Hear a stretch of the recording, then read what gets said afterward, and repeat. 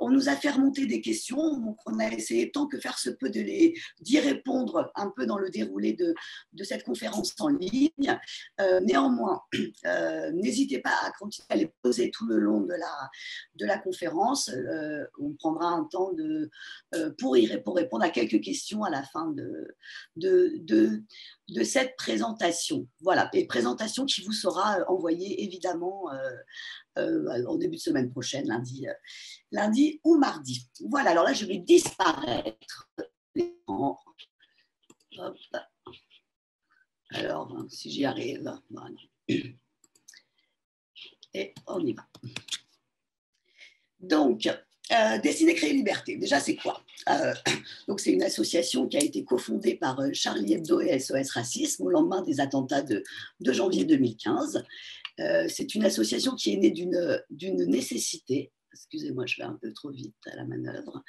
Qui est née d'une nécessité, à savoir initier la jeunesse au dessin de presse, à la satire, à la caricature, et proposer aussi des outils pédagogiques originaux pour ouvrir des débats, aborder les thématiques qui font l'actualité, qui agitent la société, et tant qu'à faire, écoutez, sans tabou, sans démagogie, sans frilosité intellectuelle. Alors, pourquoi une association fondée par Charlie Hebdo? Excusez-moi, c'est un peu sensible, ma petite souris est sensible. Alors pourquoi une association fondée par Charlie Hebdo et SOS Racisme? Alors, Charlie Hebdo et SOS Racisme, en fait, ce sont des vieux compagnons de route qui se retrouvent régulièrement pour lutter contre le racisme, pour lutter contre l'antisémitisme, contre tous les intégrismes de par leur histoire. Et ils ont organisé des grands événements, des concerts, des débats, voilà, puisqu'ils ont des combats communs. Pour autant, ça c'est important, et quand nous on va en classe, on insiste là-dessus. C'est pas parce qu'on travaille pour une association qui est fondée par Charlie Hebdo qu'on est des VRP de Charlie Hebdo. On a bien le droit de trouver ce journal vulgaire, outrancier, inintéressant, de ne pas l'aimer. D'ailleurs, on n'est pas obligé de l'acheter, on n'est pas obligé de le lire. Si on lisait et pensait tous la même chose, en fait, le monde serait triste à mourir, hein. Mais c'est important que ce titre existe. C'est aussi ça, défendre la pluralité de la presse, d'autant que depuis l'affaire des caricatures en 2006, Charlie Hebdo a pris une place singulière dans le paysage médiatique. Avant, ce journal traitait d'actualité, et bien malgré lui, il est devenu un sujet d'actualité. On a tué des journalistes et des dessinateurs de Charlie Hebdo. On a essayé de tuer des gens qui se trouvaient devant les anciens locaux de Charlie Hebdo. On a tué un professeur qui montrait un dessin de Charlie Hebdo. Donc la prochaine fois, c'est quoi? On va tuer les lecteurs de Charlie Hebdo. Voilà, donc c'est important de lever certains préjugés sur ce journal. On peut vraiment lui reprocher tout ce qu'on veut, mais certainement pas d'être raciste, ni obsédé par l'islam et par les musulmans, mais on y reviendra. Alors Charlie Hebdo, qu'est-ce que c'est? Donc, comme tous les journaux, Charlie Hebdo traite de l'actualité. On y trouve donc des articles, des reportages, des entretiens, des chroniques sur ce qui se passe dans le monde et en France.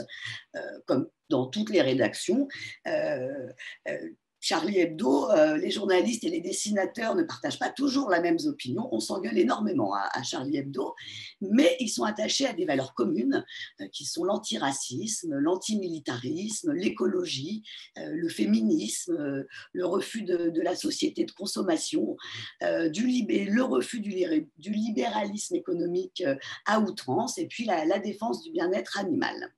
Alors ensuite, la particularité de Charlie Hebdo est d'être un journal satirique avec des dessins satiriques et des caricatures. Alors donc la satire, c'est un genre qui existe depuis l'Antiquité. C'est un discours décalé, qui exagère, qui raille et qui pousse à réfléchir sur le réel. Pour la petite histoire, c'est entre le 1er siècle avant notre ère et le 1er siècle que se créent et s'installent deux archétypes de la satire. D'une part, la satire horacienne, qui va se refuser à la polémique pour la polémique et à la méchanceté gratuite. Les moqueries d'Horace sont teintées de gentillesse et de tendresse. Et un Plantu et un Gueuluc sont par exemple des dessinateurs héritiers de ce genre, de la satire horacienne. L'autre forme de satire, en revanche, s'appelle la satire juvénalienne, du polémiste Juvénal, qui, à la fin du 1er siècle, pousse la raillerie aussi loin que possible pour dénoncer Rome avec une violence inouïe, Rome qu'il décrit comme un immense bordel bourré d'hypocrites, en gros. Voilà. Et là, l'humour bête et méchant de Charlie Hebdo et du Canard enchaîné sont pour le coup les héritiers de cette forme de satire. Donc, Laure nous a fait remonter les questions qu'on vous pose souvent quand vous allez en classe. Qu'est-ce qu'une caricature? À quoi ça sert? Pourquoi ils font ça? Ça ne se fait pas? Pourquoi ils le font? Ils savent que ça blesse les gens. Pourquoi ils le font quand même? Alors déjà, il ne faut pas hésiter à demander à quoi il fait référence. Si ça se trouve, il parle des terroristes, allons savoir, ça marche aussi. Donc c'est toujours important de bien faire formuler les choses et puis de savoir de quoi on parle. Est-ce que Charlie Hebdo, c'est un bonhomme? Est-ce que c'est un journal? C'est toujours bien d'aller chercher la vérité, ou en tout cas la vision qu'ils peuvent avoir de ce journal. Alors après, qu'est-ce qu'une caricature? Donc, la caricature, comme le reportage dessiné, comme le croquis d'audience, comme l'illustration, c'est une des formes du dessin de presse. Donc la caricature, elle peut avoir diverses fonctions, la propagande, la critique sociale, le divertissement et bien sûr l'humour. Quand on caricature, on exagère, on défigure, on accuse, on critique. Son but, c'est de provoquer une réaction chez le lecteur, de faire réagir donc, mais pas toujours de faire rire. En fait, la caricature, c'est un moyen de désacraliser les idoles, qu'elles soient religieuses ou profanes. Et de manière générale, la caricature a toujours été émancipatrice. Elle a chassé l'absolutisme de droit divin, elle a chassé l'Église catholique de nos lits et de nos écoles. Voilà, donc peut-être qu'à terme, les caricatures du prophète Mahomet chasseront aussi l'islamisme et ses logiques mortifères.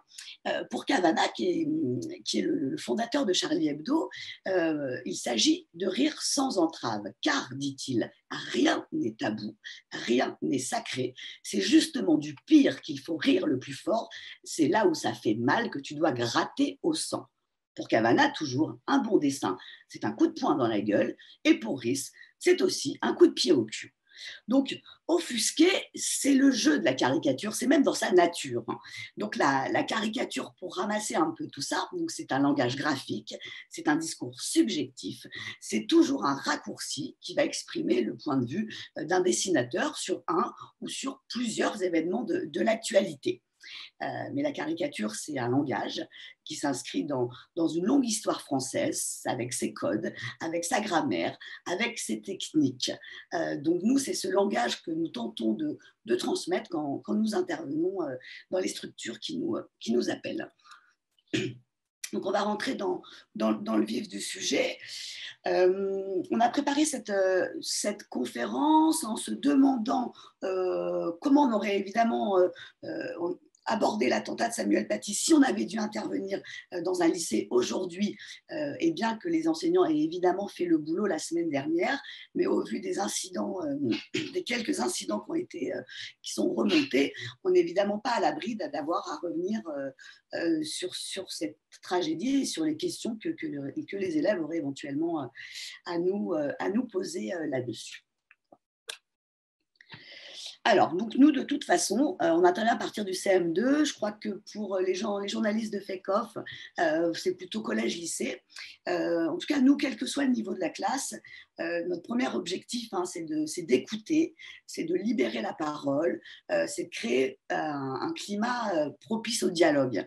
On rassure toujours en disant que le but, c'est de s'exprimer, c'est d'échanger dans le respect de chacun, et qu'en fait, il n'y a pas de bonne et de mauvaise réponse.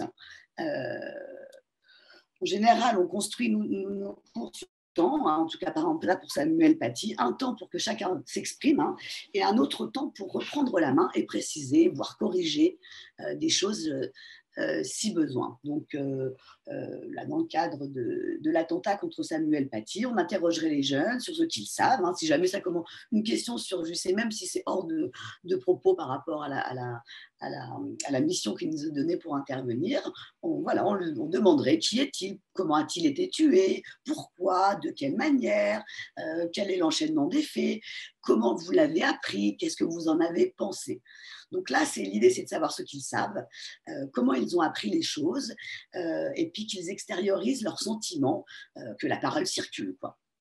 Parce qu'en plus, soyons clairs, hein, la grande majorité des collégiens et des lycéens qui ont vu circuler en fait l'image qui a été postée par le terroriste après la décapitation, qui a été postée donc, sur les réseaux sociaux, et ces élèves-là, mine de rien, il faut les questionner sur ce qu'ils ont ressenti en voyant cela. Nous, par exemple, on a discuté avec des lycéens il y a 2 semaines qui nous ont dit mais madame, nous, des images comme ça, on en voit tout le temps, on a déjà vu des décapitations d'otages. Bon, bah là, on a vu ça et puis on est passé à autre chose. On scrolle, quoi. Alors, bon, banaliser les choses comme ça peut être aussi une manière de se protéger et de mettre l'horreur à distance, hein, disons. En tout cas, ce qui est certain, c'est que nous, adultes, on ne peut pas minimiser un tel crime. Donc, c'est aussi le moment d'interroger sur le mode opératoire. La décapitation, ça évoque quoi pour eux? La guillotine révolutionnaire, les exécutions d'otages par Daesh, un rituel sacrificiel, des missions de jeux vidéo, voilà, les laisser s'exprimer autour de ce mode opératoire. Et puis, si lors de cet échange, un élève dit ah ouais, bah, il l'a bien cherché, il faut dire calmement ah d'accord, tu penses ça, bon bah écoute, on va en reparler tout à l'heure, il n'y a pas de problème. Il ne faut surtout pas s'énerver ni surréagir, il y a un temps pour tout. Et là, ce n'est pas le moment de parler de ça. Ensuite, on ramasse tout ce qui s'est dit, y compris les questions, et puis on va rappeler les faits et leur enchaînement avec précision, pour le coup. Bon, voilà, effectivement, je ne vais pas vous refaire tout le topo, je pense que vous le connaissez et puis vous aurez la présentation, mais voilà, de montrer comment en moins de 15 jours, l'horreur s'est réalisée. Hein. Donc, une fois qu'on a rappelé les faits, donc ça c'est vrai dans le cas de Samuel Paty, mais c'est vrai aussi si on aborde n'importe quel attentat en ce moment, hein, c'est vraiment de faire un point sur les définitions pour s'assurer qu'on parle bien de la même chose en fait, hein, et qu'on évite les amalgames. Donc l'islam, c'est une religion qui est pratiquée par les musulmans. L'islamisme, ce n'est pas une religion, c'est une doctrine politique qui vise à installer l'islam comme religion d'État et qui s'appuie sur la religion pour prendre le pouvoir. Qu'est-ce que le djihadisme? Alors, le djihadisme, là, on est sur une idéologie violente qui sème la terreur, des attentats, des prises d'otages, des menaces, pour imposer une vision d'un islam radical. Et évidemment, les premières victimes dans le monde en sont les musulmans. Autre point par rapport à l'assassinat de Samuel Paty, il nous paraît quand même important, très important, de faire réfléchir les élèves sur 2 éléments dans la chronologie des faits. Le partage par les jeunes du dernier tweet du terroriste après la décapitation et la désignation du professeur par les 2 collégiens en échange de quelques billets. Qu'est-ce qu'ils en pensent, ces jeunes? En tout cas, dans les 2 cas, c'est quand même la question de la responsabilité de chacun qui se pose. En l'occurrence, tous les élèves n'ont pas accepté l'argent du terroriste pour désigner le professeur. Il faut toujours se demander à quoi on participe. Ça, c'est vrai aussi sur la folie des réseaux sociaux. Est-ce qu'on participe à une folie du moment? Est-ce qu'on participe à une opération dans laquelle on est entraîné sans la comprendre? Voilà, le bilan, c'est de se dire qu'en fait, il vaut toujours mieux réfléchir, hein, et prendre un peu de recul avant d'agir. Et puis rappeler aux lycéens et aux collégiens que la vie des 2 collégiens qui ont donné leur professeur est bouleversée à jamais. Et puis que partager le tweet du terroriste, c'est faire l'apologie du terrorisme, et ça, que c'est puni par la loi. Alors voilà, liberté d'expression, caricature et droit au blasphème. Je crois que c'était surtout autour de toutes ces questions que vous êtes inscrit à cette conférence. Donc, les supports qu'on va vous montrer là, sans doute, vous ne les utiliserez pas. Enfin, libre à vous, évidemment, de les utiliser. Mais en tout cas, ils permettent de définir les termes du débat. Disons, donc j'espère que vous y trouverez des éléments de réponse. Nous, on travaille toujours, quel que soit le niveau des élèves. On commence par travailler à partir des dessins d'enfants et d'adolescents envoyés à Charlie Hebdo après les attentats de janvier 2015. Alors d'abord parce qu'il y a un phénomène d'identification. Ce sont des dessins produits par des jeunes du même âge. Ensuite parce qu'ils sont plus faciles d'accès. Et surtout parce qu'ils permettent en fait une initiation progressive au décryptage d'un dessin d'actualité. Donc, pour savoir lire un dessin, mais c'est comme une image ou comme une vidéo, et pour éviter tout contresens, il y a 4 étapes essentielles à suivre. Donc, la première, c'est la phase d'observation et de description détaillée. Qu'est-ce qu'on voit sur ce dessin? Alors, cette étape, elle semble une perte de temps, et pourtant, elle est fondamentale. À tous les coups, les élèves, mais les adultes aussi, je vous rassure, interprètent trop rapidement sans voir tous les éléments qui constituent une image. On s'arrête en général à l'impression, souvent fausse, qu'on s'en fait au premier coup d'œil. Ensuite, la phase de recontextualisation. À quoi le dessinateur fait-il référence? De quelles actualités traite-t-il? Puis, la phase d'interprétation. Quelles sont les intentions du dessinateur? Que veut-il nous dire? Enfin, une phase de positionnement personnel et d'argumentation qui va permettre d'enclencher les débats. Est-ce que vous êtes d'accord avec ce dessin? Pourquoi? Est-ce que ce dessin il vous met en colère? Est-ce qu'il génère de l'indifférence? Voilà, c'est toujours intéressant d'interroger les émotions qui sont les nôtres quand on est face à une image, en fait, parce qu'on ne ressentira évidemment pas la même que son voisin. Alors voilà, là on est l'image que vous voyez à l'écran, c'est un dessin phare de nos interventions. Donc il a été fait par une collégienne de 15 ans, Olga, qui nous permet, nous, d'aborder la liberté de conscience et la laïcité. Donc, on vous fait rapidement la description, hein, on joue le jeu quand même. Donc, qu'est-ce qu'on voit? On voit 5 personnages tenant un grand crayon. De droite à gauche, une femme en robe noire, à col Claudine avec un voile noir et blanc, un homme habillé tout en noir avec une barbe, des papillotes et une kippa. Au centre, un personnage au crâne rasé avec une robe orange et jaune.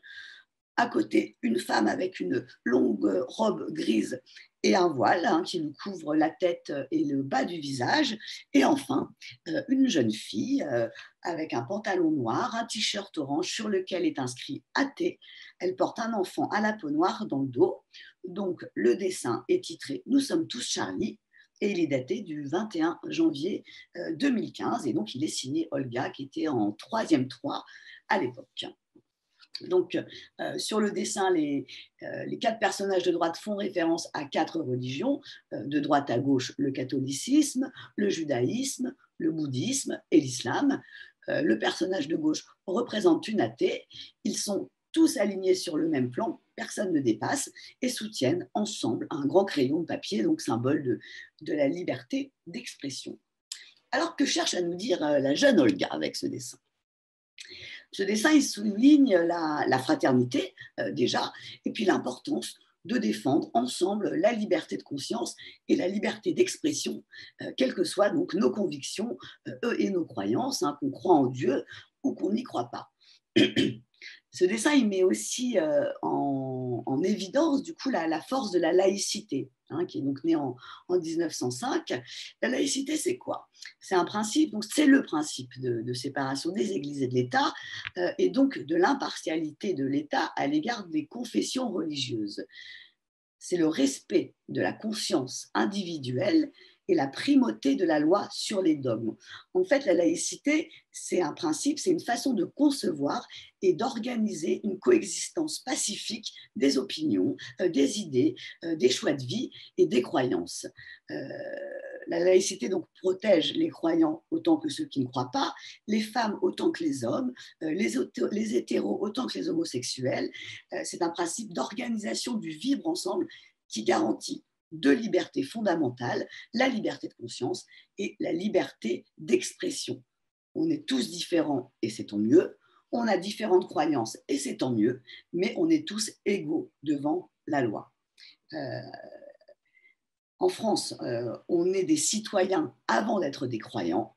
Et la laïcité, c'est donc un principe d'émancipation et d'égalité de tous devant la loi. D'émancipation, pourquoi? Quand la laïcité à l'école, ça permet de se déterminer comme on veut.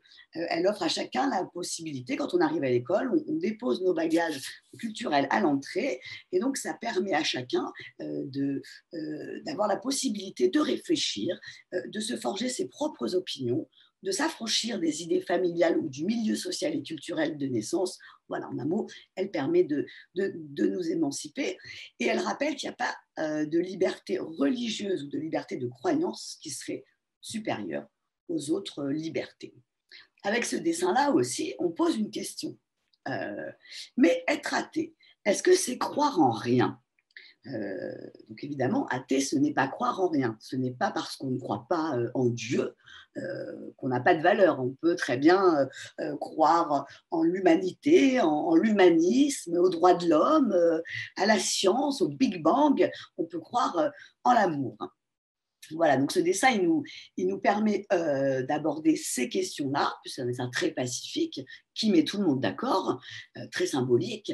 Et puis, il nous permet aussi d'aborder l'utilisation des stéréotypes dans le dessin de presse. Donc là, Olga, elle a représenté des personnages qui sont habillés de vêtements religieux traditionnels. Elle a inscrit athée sur un t-shirt. Et en fait, pour ça, en les dessinant comme ça par ces stéréotypes-là, elle nous permet en un seul coup d'œil d'identifier les quatre grands monothéismes et l'athéisme.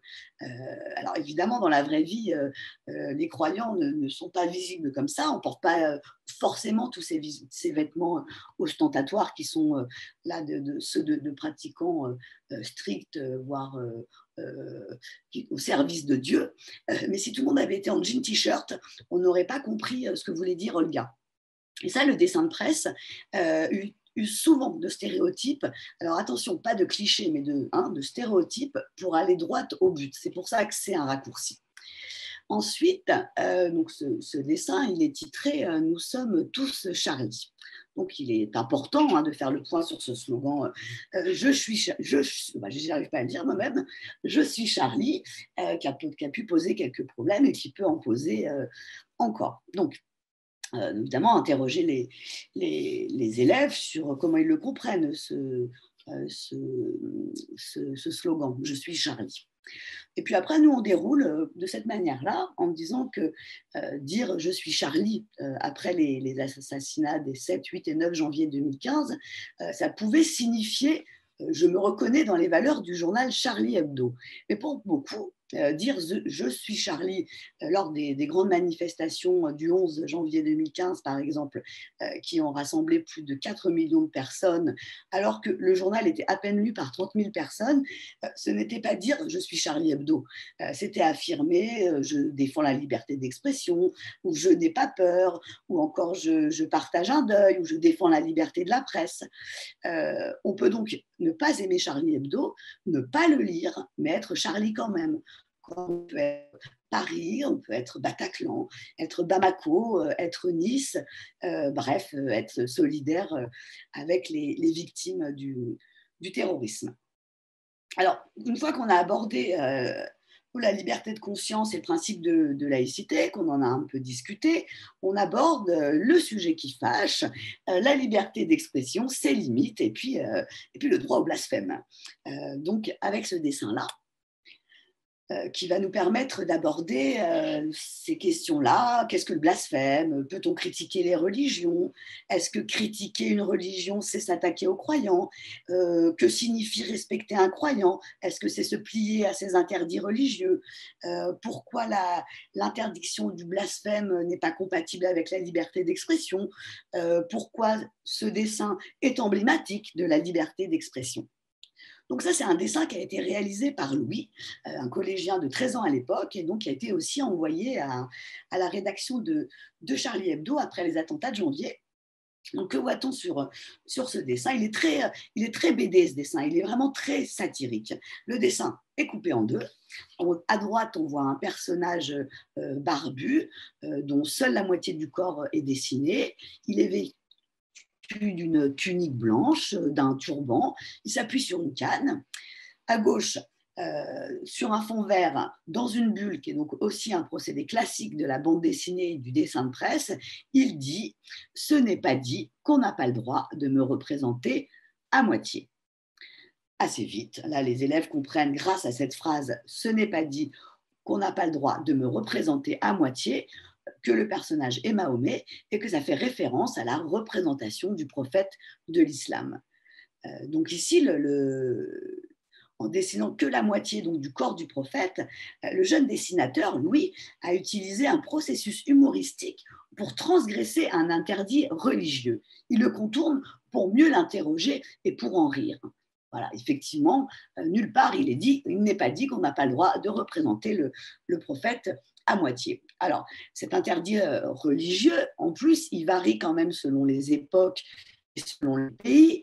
Il existe de nombreuses représentations du prophète produites en pays d'islam à partir du XIIIe siècle, notamment en Iran, en Irak. Puis ça, on va les retrouver dans des miniatures qui illustrent des chroniques historiques, des textes littéraires, des œuvres poétiques. Donc, le petit Louis, là, avec ce dessin-là, il vient réaffirmer son droit d'exercer sa liberté de conscience et son esprit critique face à des tabous religieux qui ne concernent en fait que ceux qui y croient. Louis ne blasphème pas, puisque pour lui, le prophète n'est pas sacré. Seul le croyant blasphème. Voilà, le blasphème, c'est la transgression d'un interdit religieux par un croyant. Donc, on pose la question avec ce dessin-là de savoir si ce dessin manque de respect aux musulmans. Bon, évidemment, là, généralement, la réponse est oui. Donc là, on essaye d'ouvrir un peu le champ, de sortir de l'islam et on déplace la question. On interroge les élèves par cette question. Est-ce que vous mangez des hamburgers, les jeunes, des steaks, des frites? Alors là, c'est la fête. La réponse est unanime. Un grand oui exulte de la classe. Et puis, on leur raconte qu'en Inde, pour les hindous, la vache est l'animal sacré, que c'est le dieu absolu, que si une vache décide de s'arrêter sur une route, tout va s'arrêter jusqu'à ce qu'elle ait décidé de traverser. En Inde, la vache, c'est sérieux. Donc, on leur pose la question. Alors, quand vous mangez ce hamburger, vous avez l'impression, vous, de manquer de respect aux hindous. Et là, ça tilte pour une grande majorité d'entre eux. Ben non, ce n'est pas notre religion. On a déjà fait un grand pas sur ces questions-là. Et puis, on insiste. Est-ce que vous imaginez le nombre de religions qu'il y a dans le monde? Là, ça part un peu dans tous les sens. Moi-même, je ne suis pas sûre d'avoir le chiffre exact, mais enfin, en tout cas, c'est certain qu'il y a plus de centaines de religions dans le monde, qu'évidemment, il n'est pas question de placer une religion au-dessus d'une autre. Elles sont toutes à égalité. Et donc, on leur explique que chacune de ces religions édicte des milliers d'interdits, ces centaines de religions. Et est-ce qu'il serait seulement possible de respecter les interdits de toutes les religions? Alors évidemment, la réponse est non, d'autant que les interdits religieux de certaines religions contredisent les interdits religieux des autres. En fait, si on respectait tous les interdits de toutes les religions du monde, on ne pourrait tout simplement plus rien faire. Donc, respecter un croyant, c'est quoi? Eh bien, c'est lui laisser la liberté de croire et de pratiquer sa religion. On rappelle ici que dans de nombreux pays, des minorités religieuses sont persécutées et se cachent pour prier leur Dieu. En France, pays laïque, comme il n'y a pas de religion d'État, que toutes les croyances se valent, chacun est libre d'aller au temple, à la mosquée, à la messe, bref, de célébrer ses fêtes religieuses avec sa communauté religieuse. Voilà, c'est la liberté religieuse. Mais du coup, se pose quand même une question importante en État laïque. Qu'est-ce que c'est respecter un non-croyant, un athée, un agnostique? Eh bien, c'est lui laisser la liberté de ne pas croire, de critiquer, de rire des religions, de railler et de dénoncer ceux qui les instrumentalisent. Parce qu'en fait, pour un athée, c'est quoi la religion? La religion, c'est une idée comme une autre, c'est un mythe, une belle histoire, un point de vue philosophique. Or, la France protège des hommes, pas des mythes, ni des croyances ou des récits. Donc ce dessin tout simple, mais très malin, ne remet évidemment pas en cause la liberté de croyance de chacun, mais réaffirme au contraire la liberté de conscience en exerçant pleinement la liberté d'expression. La loi ne punit ni la critique des idées, heureusement, ni des religions, ni des symboles, ni le blasphème. Ainsi, critiquer un dogme, une religion ou des personnes qui utilisent une religion à mauvais escient, ça relève de la liberté d'expression puisque cela concourt à l'exercice de la démocratie. Si la liberté de conscience n'a aucune limite, hein, on peut penser ce qu'on veut, la liberté d'expression, elle, en revanche, elle en a. On ne peut pas écrire, publier ou dessiner ce qu'on veut. La liberté d'expression, en fait, elle ne se détermine pas en fonction de ce qui plaît ou déplaît à une personne, heureusement. En France, on peut donc critiquer une religion, mais on ne peut pas inciter à la haine des croyants. Et c'est cette nuance-là qui est très touchy, mais qui est vitale pour comprendre comment ça marche, la laïcité et la liberté d'expression.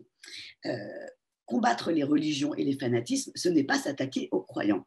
En gros, on peut dire le judaïsme est une religion de merde, mais on ne peut pas dire les juifs sont des cons. Voilà. En fait, la loi, elle va venir sanctionner les incitations à la haine en raison d'attributs qu'on ne choisit pas, comme la couleur de peau, comme l'origine sociale, comme le sexe de naissance, comme l'orientation sexuelle, le handicap, etc., etc. On peut changer d'opinion, mais on ne peut pas changer sa couleur de peau, vous l'admettrez. Et puis, bien sûr, message en bon journaliste que vous êtes, vous la connaissez, la loi, elle condamne la diffamation et l'injure, les discours qui font l'apologie du terrorisme et des crimes contre l'humanité et le négationnisme de ces crimes contre l'humanité. Alors, une fois qu'on a bien déblayé le terrain avec ce dessin de Louis et de Olga, on va se lancer, nous, enfin, dans le rapprochement entre le dessin de Louis et les caricatures du prophète dans Charlie Hebdo. On passe donc à la une de Cabu et à l'affaire des caricatures danoises. Donc, on est le 8 février 2006. Charlie Hebdo réalise un numéro spécial consacré à cette fameuse affaire des caricatures danoises. Alors là, c'est très, très important, la recontextualisation et le rappel de la chronologie des faits. En fait, c'est vrai pour chaque dessin de presse. Hein. Il n'y a pas de dessin de presse qui sort du cul de Jupiter, quoi. Donc là, pour comprendre ce numéro. En fait, y a pas, les dessinateurs, ils ne se disent pas, tiens, je vais me faire Mahomet, je vais me faire Macron, je vais me faire Jésus, je vais me faire, que sais-je. Charlie Hebdo traite de l'actualité. Donc, petit rappel pour ce numéro spécial qui a coûté cher à la vie des dessinateurs. Donc, on est en juillet 2005, un écrivain danois ne trouve pas de dessinateur pour illustrer son ouvrage jeunesse sur la vie de Mahomet. En fait, le meurtre du cinéaste Theo Van Gogh, qui a été décapité en pleine rue à la suite d'un court-métrage critiquant vertement l'islam, et dans tous les esprits, aucun dessinateur ne veut prendre le risque de représenter Mahomet. Donc pour dénoncer cette forme d'autocensure, le journal danois, le Jyllands-Posten, lance un concours de dessin, Dessiner Mahomet, comme vous le voyez. Le 30 septembre 2005, le journal danois publie 12 dessins intitulés Les visages de Mahomet. Vous les voyez là à l'écran. Le 17 octobre, donc on est un mois plus tard, un journal en 15 jours égyptien publie les 12 dessins sans qu'il n'y ait aucune réaction. 2 mois plus tard, en décembre 2005, des religieux danois partent en tournée au Moyen-Orient avec 15 images. Ces 12 caricatures publiées dans le Jyllands-Posten, que vous voyez toujours à l'écran, mais auxquelles ils ajoutent 3 dessins récupérés sur un site d'extrême droite américaine représentant Mahomet en cochon. C'est la photo du milieu, à la vérité, un participant du concours du cri du cochon dans une campagne française, un Mahomet zoophile, un musulman qui se fait sodomiser par un chien, et puis ce dessin à gauche d'un Mahomet pédophile. Donc, en quelques semaines, une vague de violence inouïe déferle sur le monde, appel au meurtre, relations diplomatiques rompues, ambassades incendiées, au final des dizaines de morts dans des manifestations de rue. Donc, François et l'Express publient les caricatures danoises. Le directeur du quotidien, parce qu'on n'a quand même jamais vu ça en France, hein, Jacques Lefranc, est limogé par son actionnaire égyptien, et celui de l'hebdomadaire, Denis Jambard, est prié de remettre sa démission. Donc, dans ce contexte, on est le 8 février, la rédaction de Charlie Hebdo, par solidarité avec ses confrères, par devoir d'informer, et pour montrer que la France n'est pas un espace où le respect des dogmes religieux prime sur la liberté d'expression, décide donc de reproduire les 12 caricatures dans ce numéro spécial qui contient tout un dispositif critique, dont un manifeste signé par des musulmans laïcs, et cette fameuse une de Cabu. Alors, combattons sur ce dessin. Je fais rapidement, hein. Le dessin est en rose et noir. Je le fais parce qu'en fait, c'est un vrai réflexe à avoir devant une image. Et je suis persuadée que quand on travaille sur les réseaux sociaux et que vous intervenez en classe sur FECOF, vous le faites aussi. Mais c'est des réflexes à prendre. Donc, il représente quoi ce dessin? Un personnage portant une barbe, une tunique et un turban noir. Il cache son visage et ses yeux avec ses deux mains. Il semble se lamenter, on aperçoit des larmes. Le titre, en partie incorporé dans le turban du personnage, dit « Mahomet débordé par les intégristes ». Le personnage déclare dans une bulle « C'est dur d'être aimé par des cons ». Le dessin est donc signé Cabu. Donc là, Cabu, il traite du débat en cours qui agite la société, à savoir la question de la représentation du prophète. Donc, comme tout dessinateur de presse, il porte un regard personnel sur l'actualité, et lui, il le représente, Mahomet, comme il le voit, un personnage qui se prend la tête et qui se lamente au regard de la tournure qu'a pris dans le monde la publication de 12 malheureux dessins. Afin d'éviter tout détournement et toute ambiguïté, il prend bien soin d'incorporer son titre « Mahomet débordé par les intégristes » dans le turban, hein, précisément pour cibler les intégristes qu'il qualifie de cons. Hein. Ici, c'est très clair que Mahomet est désespéré d'être aimé par les intégristes et les terroristes qui commettent des crimes en son nom. Ici, les cons, ce sont les intégristes. Le dessinateur y dénonce l'utilisation et l'instrumentalisation de l'islam par les fondamentalismes de tout genre, mais il ne vise pas les musulmans en tant que communauté de croyants. Du coup, à ce stade, on cache le titre débordé par les intégristes. On garde juste Mahomet. On cache le titre débordé par les intégristes et on explique que sans cette précision, eh bien, le dessin tomberait sous le coup de la loi puisque les cons seraient dès lors les musulmans. Et donc, ce serait un dessin incitant à la haine des musulmans. Mais ce n'est pas le cas. Et alors, cette une, elle a évidemment circulé sur Internet sans ce détail d'importance.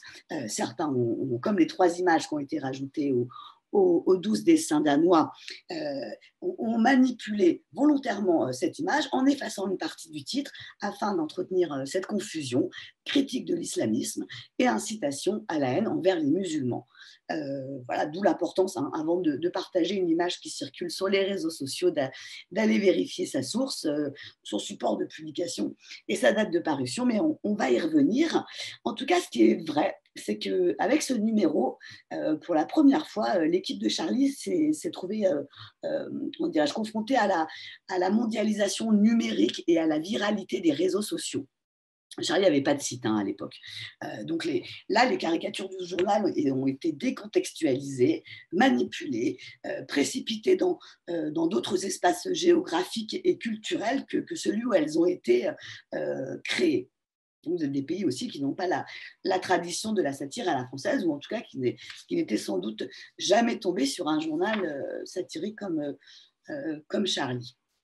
Donc, en tout cas, là, avec ce dessin-là, on reprend tous les mêmes arguments qu'avec le dessin de Louis, hein, sur la transgression d'un interdit religieux qui concerne que ceux qui y croient, que le dessinateur réaffirme son droit d'exercer sa liberté de conscience, son esprit critique, et puis son humour face au tabou religieux, hein, encore une fois, qui ne concerne que ceux qui qui y croient.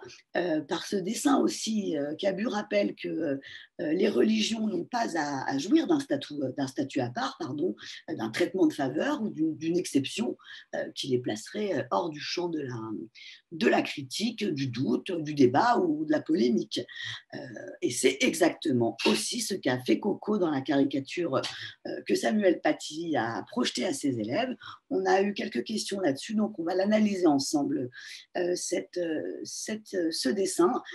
Et pour info, vous trouverez l'intégralité de sa fiche décryptage, et celle de Cabu aussi, hein, d'ailleurs, sur le site de l'association. Il y a plein de fiches à télécharger et pas forcément, qui ont forcément très religion, hein.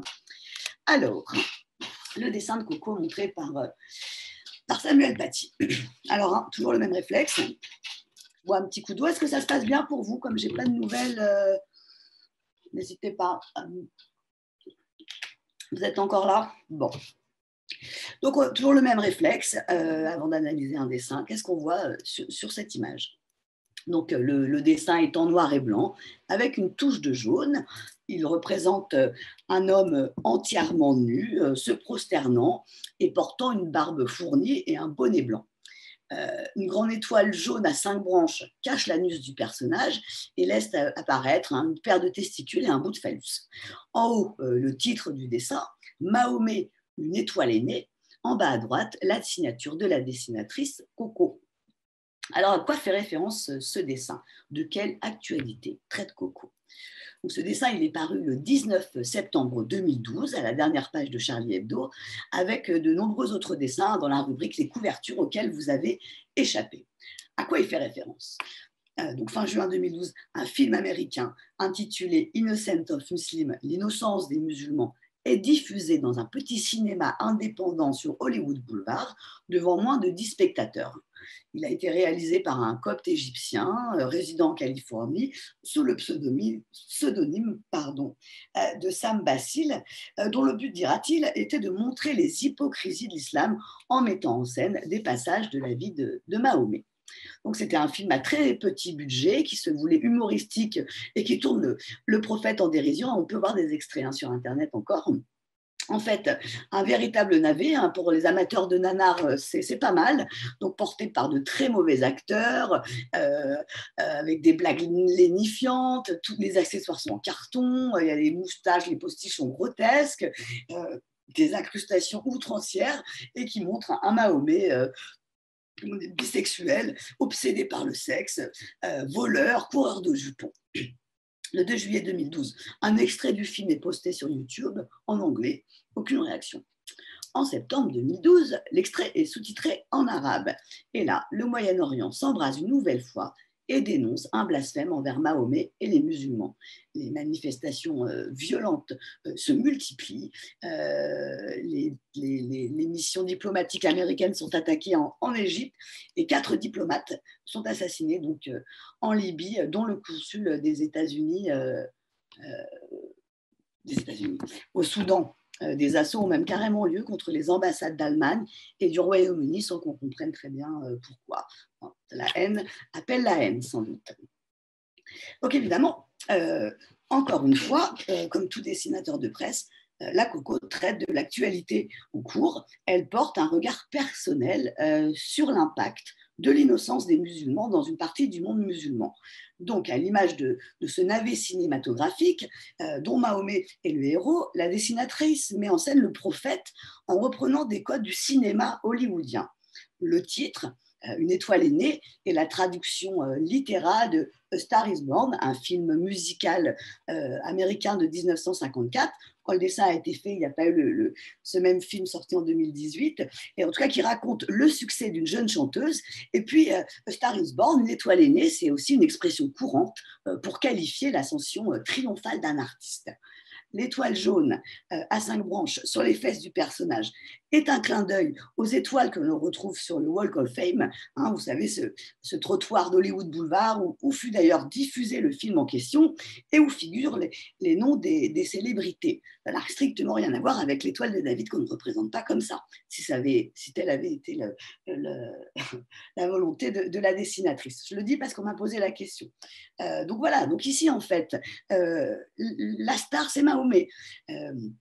Et dans ce numéro de Charlie Hebdo, il y avait de nombreux dessins qui illustraient l'acteur Mahomet dans des scènes imaginaires ou des séquences cultes du cinéma français. Dans un dessin de lui, celui que vous voyez à l'écran, donc Mahomet adopte la pose lascive de Brigitte Bardot dans Le Mépris et reprend cette fameuse réplique « Et mes fesses, tu les aimes, mes fesses ». À l'intérieur du journal, l'hebdomadaire consacre une page entière à cette actualité-là, non pas pour s'attaquer aux musulmans, mais pour dénoncer la violence des manifestations. Dans un petit texte intitulé Rire, bordel de Dieu, Charb interpelle directement les islamistes qui instrumentalisent la religion et mettent le pays à feu à sang pour faire taire les libertés démocratiques. Donc bah là, c'est pareil, c'est les mêmes arguments que pour le dessin du jeune Louis ou que pour le dessin de Kaboul. Coco, elle transgresse un interdit religieux qui ne concerne que les musulmans, la question de que certains musulmans en plus, la question de la représentation du prophète, qui a évolué au cours des époques et des lieux. Mais pour autant, on est allé la voir, la petite Coco, pour qu'elle nous explique son dessin. Donc je la cite. C'est l'actualité qui me guide. Là, en l'occurrence, une partie du Moyen-Orient était, une fois encore, mis à feu et à sang par des intégristes qui n'ont sans doute jamais vu ce navet anti-islam. Anti-islam, pas anti-musulman comme ils ont essayé de le faire croire. Je me suis donc inspirée de références communes, le cinéma, en me demandant où mettre l'étoile hollywoodienne. Par un retournement graphique, j'ai mis mon personnage dans une position à gratte, à l'image de la star de pacotille qu'il était dans ce film. Et j'ai collé l'étoile sur son trou de balle. On voit ses testicules parce que Mahomet n'est qu'un homme, et comme tous les hommes, il a, me semble-t-il, des testicules et un pénis. La nature de la caricature, poursuit-elle, c'est de désacraliser. Pour moi, ni le corps ni la religion ne sont tabous. Avec ce dessin, je fais simplement un usage absolu de ma liberté d'expression et je l'utilise pleinement, comme nous y invite la devise du canard enchaîné, car la liberté de la presse ne s'use que lorsqu'on ne s'en sert pas. Alors maintenant, ce dessin qui est irréprochable superpose deux sujets dits sensibles. D'abord, la question de la représentation du prophète de l'islam et la question de la nudité qui peut mettre des ados mal à l'aise puisqu'ils ne sont pas toujours eux-mêmes à l'aise avec leur corps à cet âge-là. Donc c'est un dessin qui peut faire beaucoup de choses à traiter d'un coup. Mais pour autant, en faisant le choix de dessiner un personnage comme ça, totalement nu, vu de dos, de placer l'étoile hollywoodienne sur son anus, de laisser dépasser les testicules et le sexe du personnage, Coco, elle s'inscrit dans des procédés qui sont inhérents à la caricature, à savoir la sexualisation outrancière et la grivoiserie, ces jubilations de l'excès qui malmènent à dessein les puritanismes en tout genre. Voilà. Donc, sur toutes ces questions de caricature du prophète, on peut citer aussi les grandes voix de l'islam de France, comme celle récemment du recteur de la grande mosquée de Paris, qui a condamné très officiellement les crimes qui ont été commis au nom de la religion musulmane. Il a donc dit « Il faut que tous les musulmans comprennent les traditions culturelles de la satire et de l'espace démocratique qui permet toutes les expressions, même celles qui paraissent excessives. Dans notre pays, seule la loi fixe les limites. » Que Charlie Hebdo continue d'écrire, de dessiner, d'user de son art et surtout de vivre. Et il conclut par ces questions. En quoi le meurtre de dessinateurs a fait avancer la cause des musulmans? En quoi la destruction et la barbarie peuvent-elles servir l'image de l'islam? Humour local, impact global et polémique sur les réseaux sociaux. Alors bien sûr, c'est pas à vous qu'on va l'apprendre, mais comme pour la une de Kaboul, les réseaux sociaux permettent aujourd'hui à tout à chacun de diffuser des images, des dessins, des vidéos dans le monde entier. Un dessin paru dans un petit journal vendu en France sera par la magie des réseaux sociaux vu par des millions d'Internet. À la vérité, bien des plaisanteries voyagent mal, Mais ce n'était pas une raison pour s'auto-censurer, bien au contraire. Donc là, le problème, c'est que les réseaux sociaux offrent, et les ordinateurs, enfin, toutes ces merveilleuses techniques offrent aussi la possibilité de manipuler sciemment des images, des dessins, de les sortir de leur contexte, de les ressortir 5 ans après, sans qu'on comprenne très bien pourquoi, en vue de déclencher des protestations violentes, voire haineuses, voire meurtrières. L'effet papillon des réseaux sociaux peut avoir des conséquences dramatiques. C'est en partie ce qui est arrivé à Samuel Paty. Et autrement dit, le battement d'aile d'un petit dessin peut déclencher une tempête de haine à l'autre bout du monde, ou même en France, au bout de la rue, comme ce fut le cas avec ce dessin de Charb. Alors, que voit-on sur ce dessin? Donc on voit un personnage central qui se tient debout, qui nous regarde droit dans les yeux. Son corps est recouvert de poils, c'est le corps d'un singe. Sa tête est la caricature du visage d'une femme à la peau noire. En haut, le titre du dessin, Rassemblement bleu raciste. En bas à gauche, une flamme bleu-blanc-rouge. En bas à droite, la signature du dessinateur Charme. Et donc ce dessin est paru le 30 octobre 2013 dans Charlie Hebdo. Là, avec les jeunes, on leur dit alors qui est la femme caricaturée? Bon, ça, en fonction de l'âge, ils reconnaissent ou pas, mais on a bien reconnu Christiane Taubira, donc ministre de la Justice et garde des Sceaux en 2013. Et puis, on pose la question aux élèves alors pour vous, on explique le racisme, s'il y a besoin, ce que c'est. Pour vous, ce dessin, est-ce qu'il est raciste? Si oui, pourquoi? Sinon, pourquoi? Et on leur diffuse le petit tuto que je vais vous diffuser également.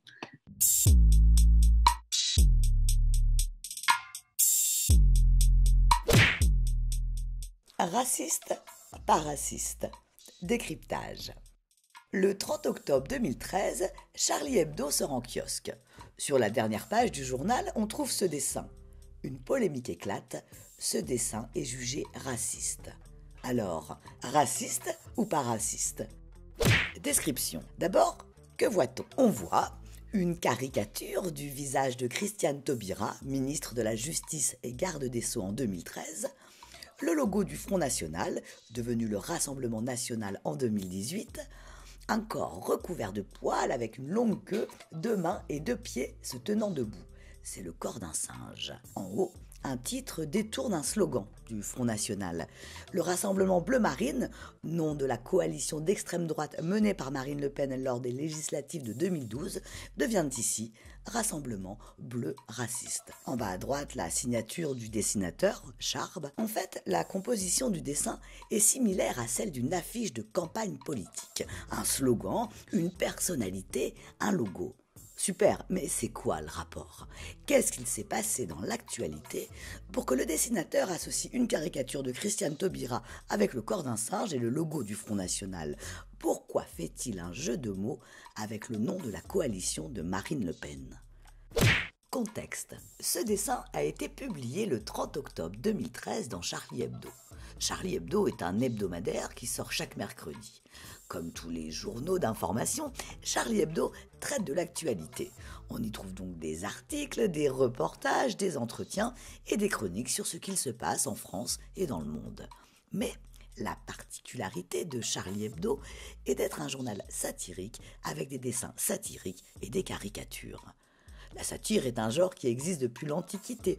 C'est un discours décalé qui exagère, qui raille et qui pousse à réfléchir sur le réel. De la même manière, le dessin satirique est un langage graphique et intellectuel, un discours subjectif et un raccourci qui exprime le point de vue d'un dessinateur sur un ou plusieurs événements de l'actualité.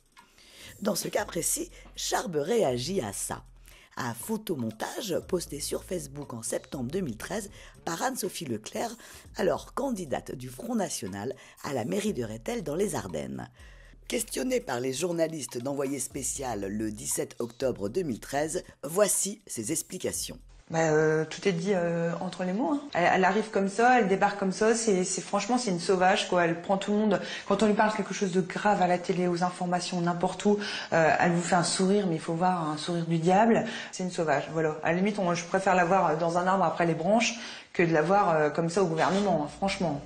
2 mois plus tard, Anne-Sophie Leclerc est exclue du Front National et elle est condamnée pour ce photomontage en 2016 à 3 000 € d'amende avec sursis pour injure publique raciale.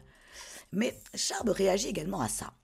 Le 25 octobre 2013, lors d'un déplacement à Angers, Christiane Taubira est accueillie par des militants de la Manif pour tous qui lui jettent des bananes et scandent.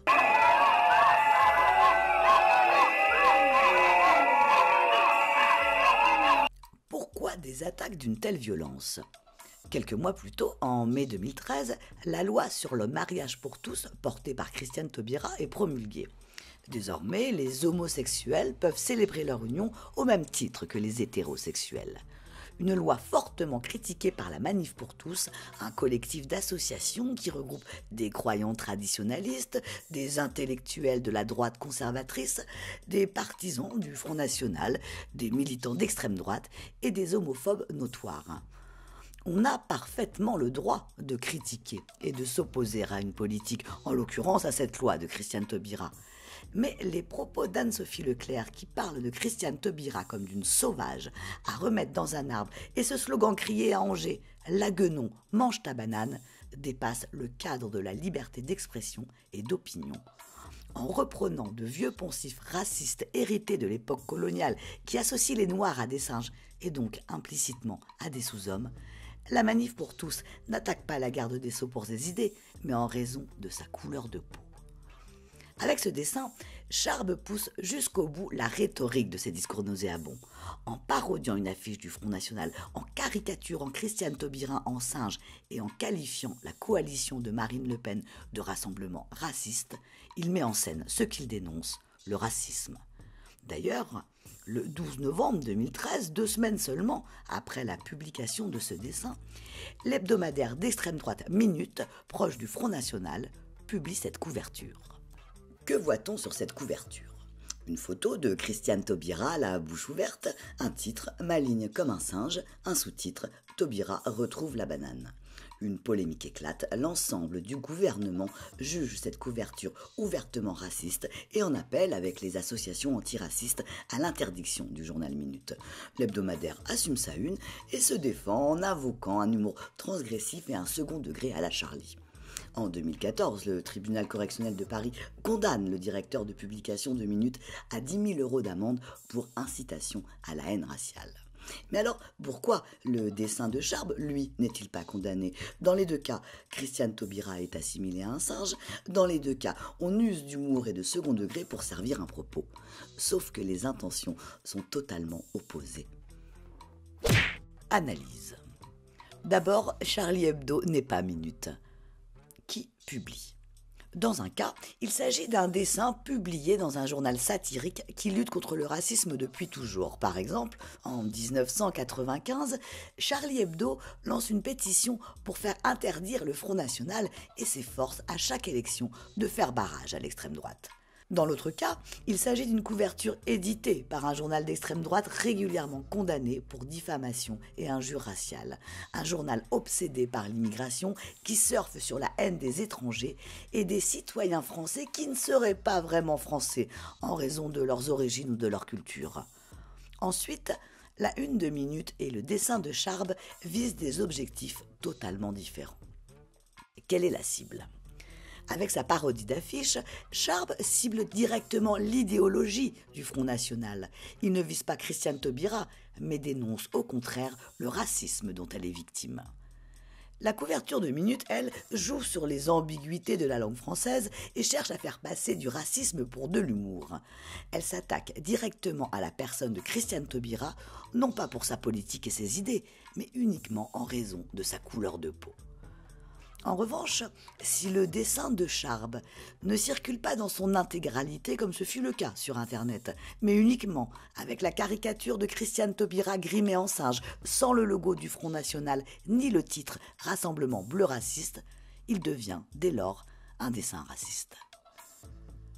Alors, Devant un dessin ou une image, pour éviter de se faire manipuler, il faut s'assurer que le dessin ou l'image qui circule est bien l'original en allant vérifier sa source, son auteur, sa date et son support de publication. S'informer sur les positions éditoriales et idéologiques du journal dans lequel le dessin ou l'image est publié. Pouvoir identifier les symboles et les allusions auxquelles le dessinateur fait référence. Être au courant de l'actualité pour bien saisir le contexte de sa parution. En résumé, il faut se poser 4 questions. Où le dessin est-il publié et quelle est la ligne éditoriale du support de publication? Qui est l'auteur du dessin? À quelle actualité réagit-il? Quel message veut-il vraiment faire passer? Alors, raciste ou pas raciste? La une de Minute est raciste. Le dessin de Charb dénonce le racisme. Un tuto que vous pouvez retrouver sur le site, si un jour vous voulez l'utiliser lors de vos interventions, et qui a le mérite de montrer l'importance de ne pas se laisser manipuler par les images qui circulent sur Internet. Le dessin d'El Charb, s'il est décontextualisé sans titre, il devient effectivement un dessin raciste, et il se trouve que c'est ce dessin-là qui a circulé sur les réseaux. Bref, comme vous le faites autour des fake news, c'est la même méthode, source, contexte de publication et interprétation, une fois qu'on a bien tous ces éléments-là. Alors, on va débattre un peu des questions qui fâchent, en tout cas, nous, les quelques éléments de réponse qu'on peut avoir. Pendant longtemps, côté religion, la tête de turc de Charlie, c'était l'intégrisme catholique. Ça lui a valu de nombreuses lettres d'insultes, pas de menaces de mort, et de nombreux procès. Il se trouve que depuis les années 2000, la montée de l'intégrisme musulman, du terrorisme islamiste, agite l'actualité du monde. Donc, il n'y avait aucune raison pour que les dogmatismes ne s'attaque pas aussi aux islamistes et aux terroristes. Parce qu'en fait, on entend souvent ouais, Charlie Hebdo est islamophobe, Charlie Hebdo est obsédé par l'islam et les musulmans. Bon, c'est archi faux. Comme le démontre, vous allez le voir, cette étude du Monde qui a analysé les unes du journal de 2005 à 2015, donc soit sur 10 ans. Donc là, on voit que sur 523 unes, 38 seulement traitent de religion et seulement 7 de l'islam. Donc c'est dire si c'est loin d'être la préoccupation principale de la rédaction. La préoccupation principale de la rédaction semble être la politique. Et puis après tout, Macron ou François Mitterrand ou que sais-je, Jacques Chirac peuvent aussi être une idole en fait. Donc c'est bien pour ça qu'on a bien le droit de désacraliser les idoles. Alors il y a peut-être un problème là-dessus aussi. Peut-être que nous, médias, on est un peu responsables aussi, puisque finalement, on ne parle tout le temps que des quelques-unes qui traitent de l'islam. En tout cas, on met les projecteurs là-dessus. Bon, il y a un mot peut-être sur lequel on peut revenir, le terme d'islamophobie, qui ressemble un peu à une arnaque intellectuelle, en tout cas à un piège destiné à créer la confusion. Je m'explique. On sait évidemment, peut-être avec des collégiens, c'est un peu dur, mais avec les lycéens, je pense c'est une thématique qu'on peut aborder. Donc, lutter contre le racisme, c'est lutter contre tous les racismes, on est d'accord. Mais lutter contre l'islamophobie, c'est lutter contre quoi? Contre la critique d'une religion et contre le blasphème, ou lutter contre la détestation de ses pratiquants?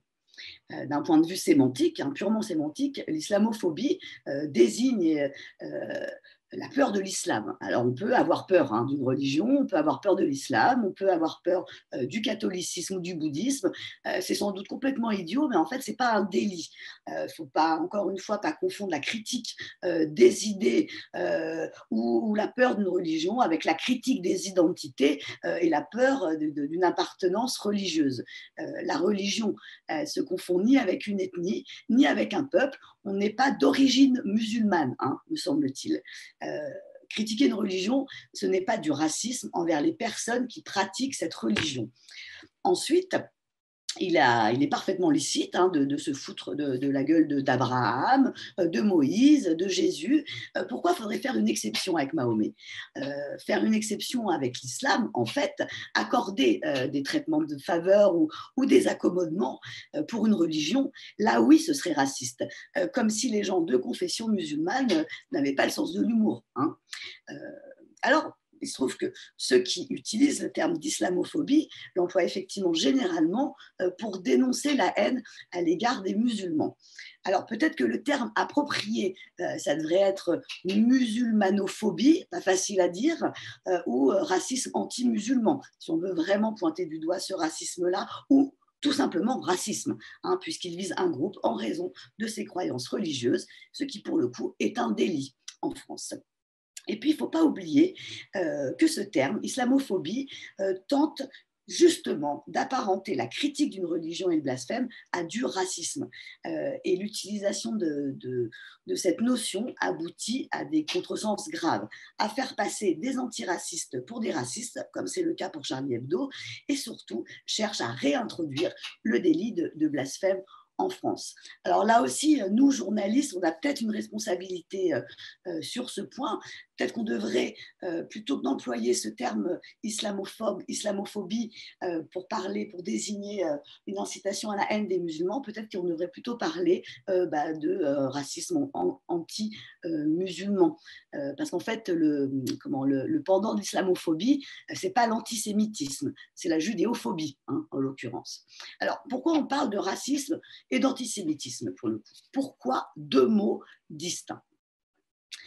Alors, d'abord parce que la France et l'Europe ont une histoire bien particulière que le reste du monde n'a pas, celle de la Shoah et auparavant celle d'une longue histoire de pogroms donc furent victimes les Juifs en raison d'une haine spécifique qu'il fallut quand même bien nommer.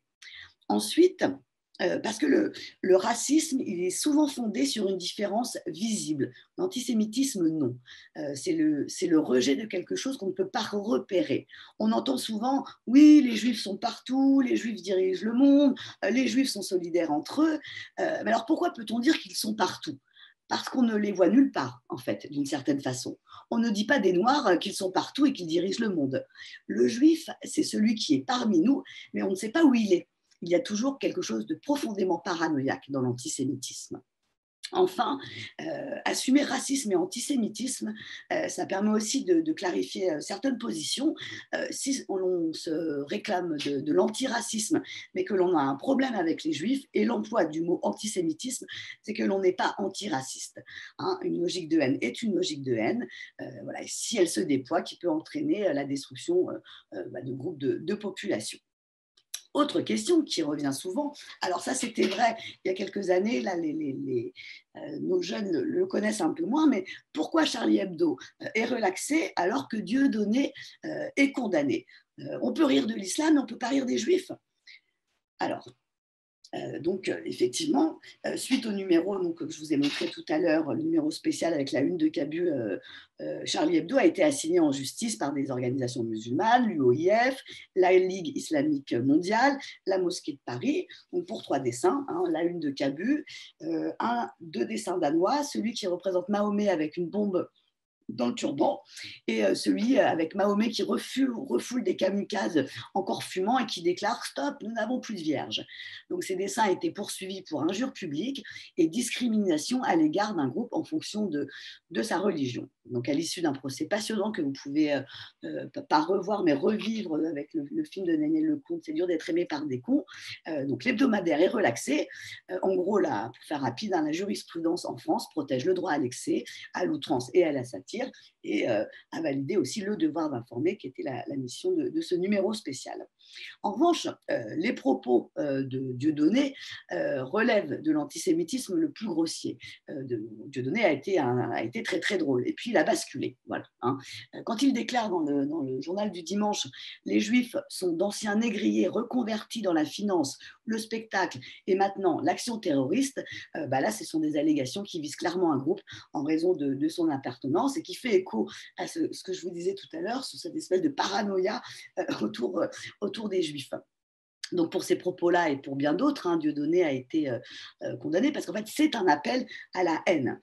Un autre exemple peut-être qui peut nourrir ce que j'essaie de démontrer là, certaines associations avaient porté plainte contre Dieudonné après qu'il a fait monter Forisson sur scène.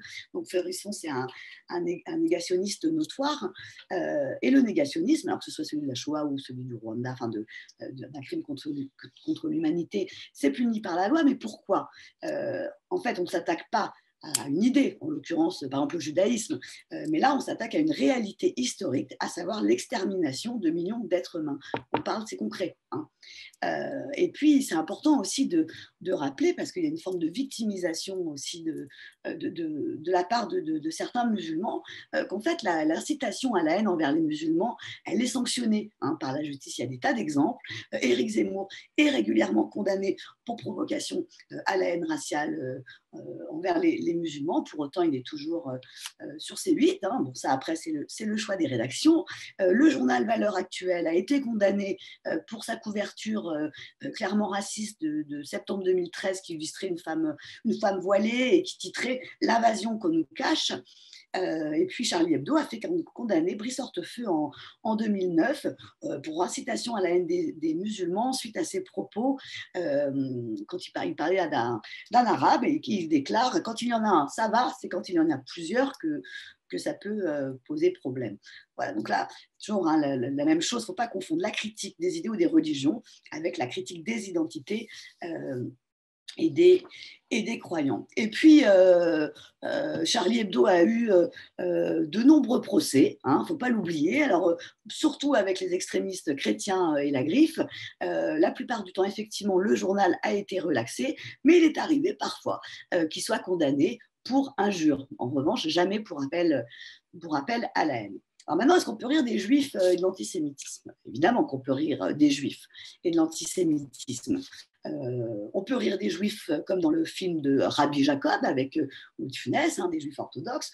On peut rire de la Shoah comme c'est le cas dans le film La vie est belle de Roberto Benigni, qui se déroule, souvenez-vous, dans un camp d'extermination. On peut rire de l'antisémitisme, comme dans OSS 117, Rio ne répond plus, avec Jean Dujardin, qui multiplie les poncifs antisémites, mais personne n'y a vu la moindre allusion antisémite, puisqu'il tourne justement en dérision les poncifs antisémites pour mieux les dénoncer. Et c'est ça, la force du second degré. Voilà. Donc oui, tout ça est très très cohérent en fait dans le droit français. Alors on va bientôt, si vous avez des questions qui sont restées en suspens, n'hésitez pas à les poser via le chat. On s'approche de la fin, donc si vous avez des questions, Séverine vous répondra. Donc, comment nous on travaille, nous on essaye au maximum d'adapter les supports à nos publics. En fait, toute caricature, on l'a vu, peut être un support pédagogique. Mais il faut faire gaffe à ne pas aller trop vite et puis surtout à s'adapter au niveau de ses élèves, parce que comme on vient de le voir là sur différents exemples, une caricature, ça nécessite d'avoir des référents communs, une vaste culture générale, un appétit de l'actualité pour être comprise, et puis ça c'est encore plus vrai si elle date de plusieurs années en arrière. Alors après, ça peut être un atelier, on propose un dessin et on fait chercher le contexte, la source, quand, pourquoi, etc., etc. Ça peut être, c'est d'ailleurs des ateliers passionnants. Ensuite, s'il y a des dessins avec lesquels on n'est pas à l'aise, c'est vraiment pas la peine de l'utiliser comme support pédagogique, parce qu'on peut se faire déborder facilement et manquer d'arguments. Les jeunes, on les connaît, ils repèrent nos faiblesses rapidement et évidemment, ils se feront un malin plaisir d'appuyer là où on n'est pas bon. Voilà, dans tous les cas, il faut vraiment prendre le temps d'écouter ce que les élèves ont à dire et toujours préciser les termes et les sujets. Quand ils disent ils l'ont bien cherché, il c'est qui il, c'est très important de nommer les sujets. Et par ailleurs, nous on a eu des surprises au tout début de nos interventions. Par exemple, sur le dessin de Cabu qu'on vous a montré, les élèves faisaient la confusion entre intégriste et intégration. Donc autant dire qu'il devenait bien difficile de comprendre les intentions de l'auteur dans ces conditions-là. Ensuite, Sur la question de la critique des religions, et en particulier sur celle de la représentation de Mahomet, il faut vraiment régulièrement faire la distinction entre islam et islamisme, entre musulmans et terroristes, rappeler que les musulmans sont les premières victimes du terrorisme islamique. Et puis, il ne faut pas oublier que quand on est de confession musulmane, de voir sa religion en permanence sous les feux de l'actualité, associée au terrorisme, au meurtre et à la violence, c'est compliqué. Et puis, il peut y avoir un conflit de loyauté aussi entre ce qui est dit à l'école et ce qu'ils entendent à la maison. Quand on aborde des sujets complexes qui touchent à l'émotionnel, c'est vrai aussi avec des dessins qui traitent du corps, vaut mieux pas aller trop vite parce que ça peut être contre-productif, quoi.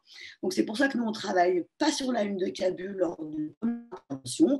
On va d'abord soit aborder la question du blasphème comme on vous l'a montré avec un dessin d'enfant, ou on va commencer une séance avec l'histoire de la caricature en France pour voir que la critique de religion et des dogmes et des figures religieuses, ça touche pas l'islam en premier. Donc nous, on travaille toujours sur plusieurs séances autour de la caricature, et puis ça nous permet aussi d'aborder d'autres sujets que la religion, comme les discriminations, les violences policières, le féminisme, l'écologie, les migrants, en fait de montrer que le dessin de presse, la caricature, s'intéresse à tout ce qui nous entoure et à tous les problèmes de société. Alors on va peut-être revenir à ces fameux, ils l'ont bien cherché. Là, j'ai vu qu'il y avait des collégiens, 3 collégiens qui ont effectivement dit ça et qui ont menacé ensuite leur professeur le jour de l'hommage à Samuel Paty. Donc, ils l'ont bien cherché. OK. Donc, sous-entendu, les dessinateurs ou le professeur ont mérité de mourir parce qu'ils ont provoqué les musulmans, ils ont manqué de respect aux musulmans. Alors, voilà, là, il faut quand même affirmer. Normalement, après une démonstration comme nous, on les fait, le cerveau a un peu bougé, mais dans tous les cas, il faut quand même affirmer haut et fort que les uns comme les autres faisaient simplement leur métier. Les dessinateurs de Charlie exerçaient leur liberté de dessiner et de commenter l'actualité. L'enseignant exerçait sa liberté d'enseigner, apprenait à ses élèves à réfléchir, à se faire une opinion par eux-mêmes, parfois contre soi-même, c'est ça l'esprit critique aussi, en tout cas à essayer d'en faire des citoyens éclairés et responsables, et on ne peut absolument pas mettre sur le même plan des personnes qui exercent leur liberté et des tueurs. En France, on ne se fait pas justice soi-même. En France, ce n'est pas la foi qui dicte la loi, ce n'est pas la foi qui dicte la ligne éditoriale des journaux, ce n'est pas la foi qui dicte le contenu de l'enseignement. Et puis on pose une question, mais alors au Bataclan, ils l'ont bien cherché, les amis qui dînaient au restaurant à Paris le 13 novembre ou qui regardaient un match de foot au Stade de France, ils l'ont bien cherché, les Autrichiens qui étaient en terrasse de café la semaine dernière, ils l'ont bien cherché, à Nice, les familles qui assistaient au feu d'artifice le 14 juillet et les personnes qui se trouvaient à la basilique, ils l'ont bien cherché. Bon, pour dérouler que, en fait, le terrorisme islamiste, le terrorisme frappe partout, tout le temps et tout le monde sans aucune distinction. Son objectif, c'est comme son nom l'indique, c'est de semer la terreur, d'imposer une vision totalitaire du monde par la violence, que tout le monde s'habille et pense pareil, de saper les libertés individuelles et de déstabiliser les démocraties, parce que le risque est grand lorsqu'on assassine au nom d'un Dieu, en ce moment au nom d'Allah, de diviser les populations, de pointer du doigt les musulmans et de créer en fait les conditions d'une guerre civile. Le plus grand rêve des terroristes, ce serait de voir des citoyens non musulmans s'en prendre à des citoyens musulmans, comme c'est arrivé en Nouvelle-Zélande, je le rappelle. Et d'ailleurs, cette stratégie, elle est clairement énoncée, je crois, autour de 2006 par un des cerveaux d'Al-Qaïda. L'idée, c'est d'isoler les musulmans pour que ces replient sur leur communauté et qu'éventuellement, ils viennent nourrir les rangs de Daesh ou d'Al-Qaïda, enfin de toutes ces super structures qui essayent de s'imposer en ce moment. Voilà, donc au final, il y a 3 écueils à éviter. Je suis pour la liberté d'expression, mais je suis pas raciste, mais je suis contre les intégristes, mais la seule attitude, c'est de dire je suis contre l'intégrisme, je suis contre le racisme et je suis pour la liberté d'expression, point. Voilà. Bah, écoutez, donc là, cette conférence se termine, hein. Je vous montre un peu là ce qu'on va vous envoyer derrière. Là, vous avez des ressources. euh, et puis voilà. Puis si vous cherchez à nous contacter, dessinercréerliberté.com/contact. Voilà. Eh ben maintenant, si vous avez des questions, je vais laisser la main à Séverine. Je coupe mon micro. Alors, moi, j'ai activé mon micro. Je ne sais pas si vous m'entendez. Oui, on t'entend, oui. On m'entend, bon, parfait.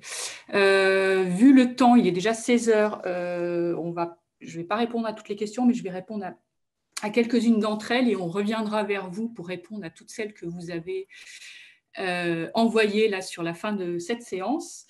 Oui, donc moi, je suis Séverine et je précise juste que je ne suis pas journaliste. Je suis la directrice de l'association. Donc je crois que je réponds à la question de Haute Favre, hein, il me semble, qui nous demandait est-ce qu'on fait des petits exercices avec les élèves. Et ben, en effet, oui. En fait, l'idée, c'est que quand on leur montre les dessins, notamment les dessins d'enfants et d'adolescents envoyés à Charlie Hebdo, par lesquels on commence toujours hein, notre travail. Quand on fait une séance de 2 heures, on travaille toujours sur ces dessins d'enfants et d'adolescents.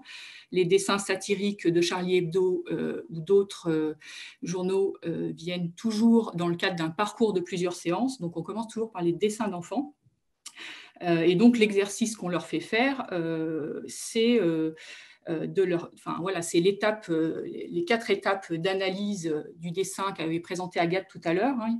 On leur fait d'abord décrire le dessin, ensuite recontextualiser, ensuite il y a la phase d'interprétation et ensuite ils se positionnent par rapport à ce dessin. Donc évidemment, il y a tout un jeu de questions-réponses.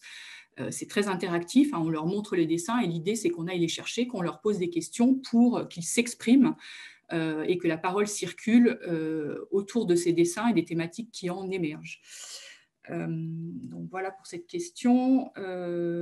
J'avais une question, alors je ne sais pas qui l'a posée, parce que je ne vois pas toujours qui pose les questions. Pour les plus jeunes, CM2 5e, est-ce qu'on a des outils adaptés? Enfin, c'est peut-être pas tout à fait ça, mais en gros. Donc, comme l'a dit Agathe, on travaille toujours, il y a 2 cas de figure. Il y a effectivement la séance de 2 heures one-shot, et puis il y a le parcours de plusieurs séances. Donc, de toute façon, nous, on y va toujours progressivement, hein, c'est ce que je viens de dire. On commence toujours par les dessins d'enfants. On ne va jamais montrer des dessins difficiles, et en tout cas, le dessin de Cabu ou de Coco ne viendront qu'en fin d'un parcours de 5-6 séances. Si tout a été assimilé en amont au cours des différentes interventions, en fait, l'idée, c'est toujours de s'adapter à notre public. Et donc, en fait, au fil des séances, on s'adapte à leur réaction et on y va progressivement. Donc, on ne montre jamais, effectivement, les dessins que vous avez vus aujourd'hui, Charlie 712, lors d'une première séance. On ne montre jamais la une de Cabu avec des CM2, enfin ça vraiment on le fait plutôt à partir du collège, au bout de plusieurs séances. Autre question, qu'est-ce qu'on dit si un élève nous déclare les dernières attaques, c'est à cause de Charlie, hein, de la republication des caricatures. Et ben on leur dit que, Agathe l'a déjà bien présenté tout à l'heure, on leur dit tout simplement que les journalistes de Charlie Hebdo et les dessinateurs faisaient simplement leur métier, ils exerçaient leur liberté de dessiner et de commenter l'actualité. Hein. Et donc, on ne peut pas mettre sur le même plan des personnes qui exercent cette liberté et des tueurs. Et comme l'a très bien dit Agathe, on les interroge sur le Bataclan, est-ce qu'ils l'ont bien cherché, les personnes qui étaient à Nice, par exemple, la semaine dernière, dans la basilique, est-ce qu'ils l'ont bien cherché? Enfin voilà, on remet en perspective avec d'autres attaques. J'ai une dernière question. On vous répondra pour les différentes questions par la suite, mais on va devoir bientôt s'interrompre. Je réponds juste à une dernière question sur la question de l'interdiction de la représentation du prophète Mahomet. Un participant demandait si c'était nouveau. Non, ce n'est pas nouveau. En fait, ça varie Ça varie dans le temps, hein, selon les époques et les pays. Et ce n'est pas écrit dans les textes religieux. Et là, je m'appuie sur ce que déclarait Tarek Oubrou, l'imam de Bordeaux, dans un article paru en 2015, le 12 février 2015 dans l'Humanité. Il disait « Il n'y a pas de texte qui interdise la représentation du prophète ».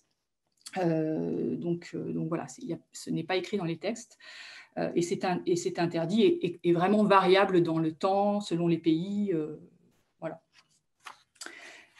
Et puis, je pense qu'on va s'arrêter là, parce que là, je n'ai pas eu le temps du coup de compiler toutes les dernières questions qui sont arrivées, mais on prendra le temps de les regarder toutes, et puis on pourra vous envoyer nos réponses par la suite avec la présentation en PDF, comme je vous le disais au début du chat. Les supports que vous avez vus à l'écran vous seront envoyés par la suite. Voilà, donc on espère que cette séance vous a intéressé, qu'elle vous a apporté des éléments de réponse, et puis on vous remercie de votre attention. Peut-être qu'Agathe veut reprendre aussi la parole pour conclure. En tout cas, merci beaucoup à tous de votre attention. Absolument, merci beaucoup, bonnes interventions, et puis peut-être qu'on sera amené à travailler ensemble, allons savoir.